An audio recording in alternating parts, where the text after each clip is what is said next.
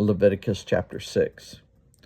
The Lord said to Moses, "If anyone sins and is unfaithful to the Lord by deceiving a neighbor about something entrusted to them or left in their care, or about something stolen, or if they cheat their neighbor, or if they find lost property and lie about it, or if they swear falsely about any such sin that people may commit, when they sin in any of these ways and realize their guilt, they must return what they have stolen or taken by extortion, or what was entrusted to them, or the lost property they found, or whatever it was they swore falsely about.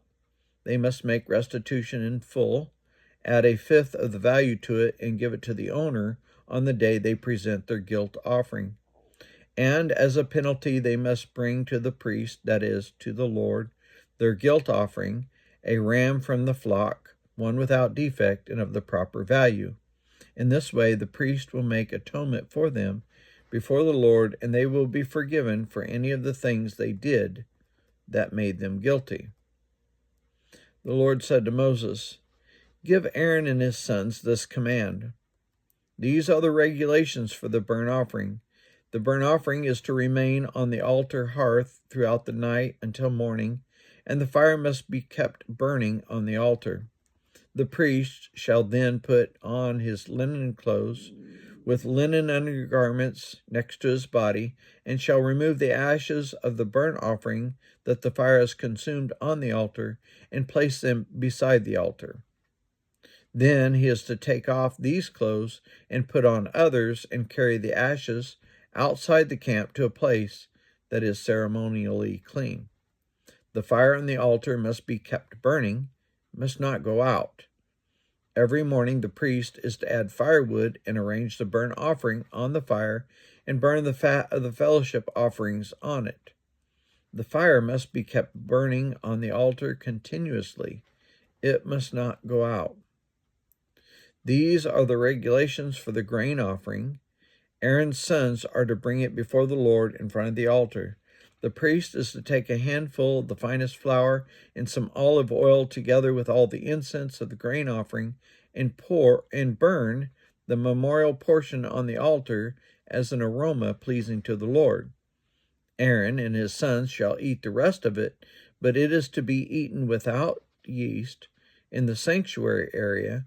They are to eat it in the courtyard of the tent of meeting. It must not be baked with yeast. I've given it as their share of the food offerings presented to me, like the sin offering and the guilt offering. It is most holy. Any male descendant of Aaron may eat it. For all generations to come, it is his perpetual share of the food offerings presented to the Lord. Whatever touches them will become holy." The Lord also said to Moses, "This is the offering Aaron and his sons are to bring to the Lord on the day he is anointed.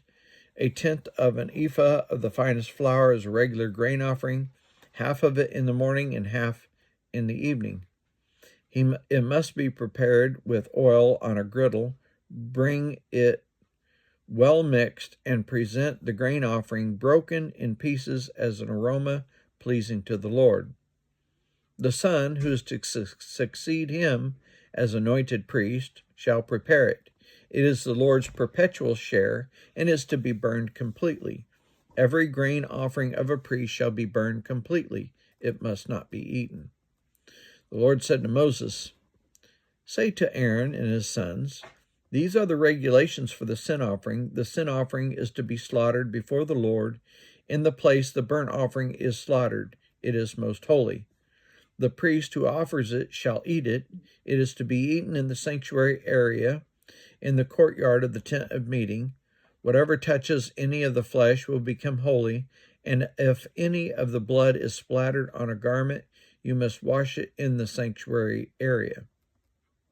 The clay pot the meat is cooked in must be broken, but if it is cooked in a bronze pot, the pot is to be scoured and rinsed with water.